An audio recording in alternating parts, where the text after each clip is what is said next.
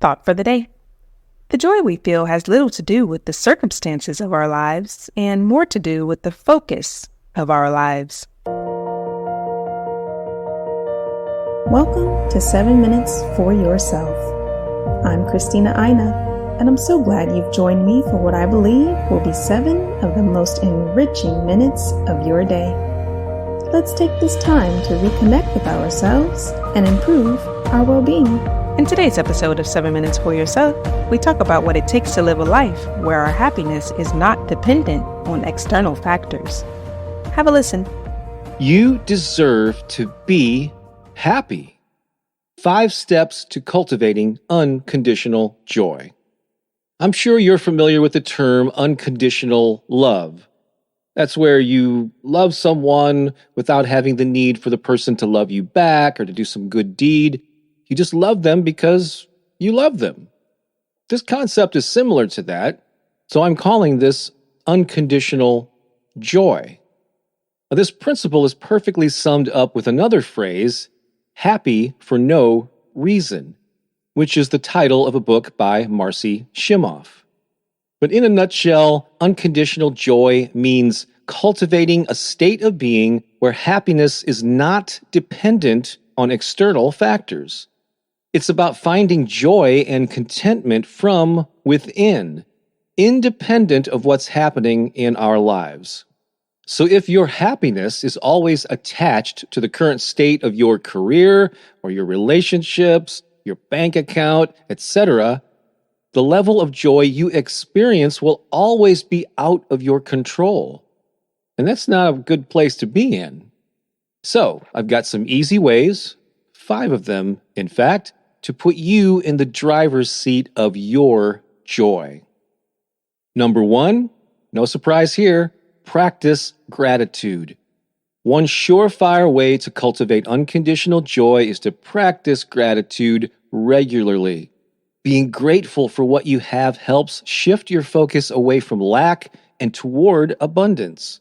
And this will help you experience more happiness and feelings of well-being.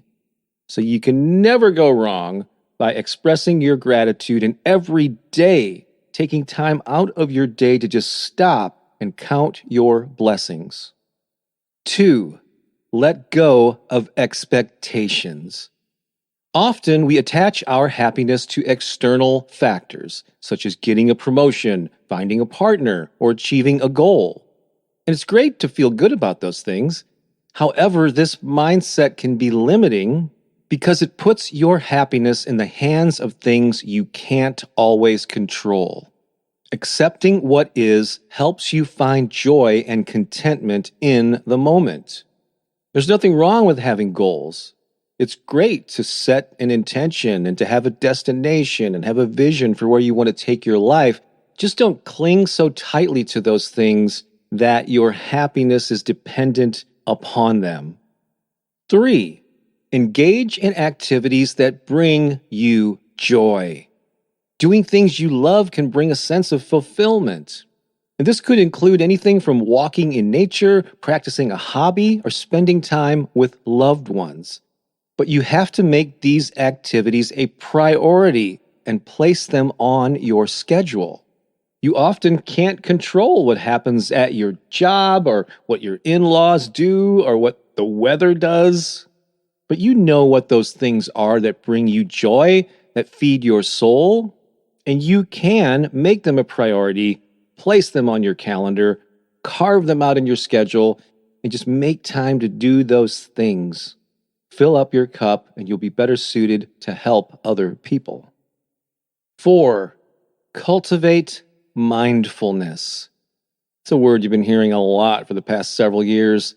Mindfulness is simply the practice of being present and in the moment without judgment. And by cultivating mindfulness, you can learn to experience joy and happiness right now, regardless of any external factors. I know this is sometimes easier said than done, but do your best to just observe various situations without emotion, without judgment, without labeling things and people. When something is happening that potentially could rob you of your joy, Just try to observe it from an objective viewpoint without creating a big dramatic story around it. I think you'll find yourself to be a lot happier when you do this. And 5, embrace challenges as opportunities for growth. No doubt, life is full of hurdles. No matter how positive you are, no matter how blessed you are, we're all going to experience challenges. It's just part of life. So it's not what happens to you or the circumstances that matter. It's how you respond to them that will eventually influence your experience of joy. I know you've heard this before, but it's so true.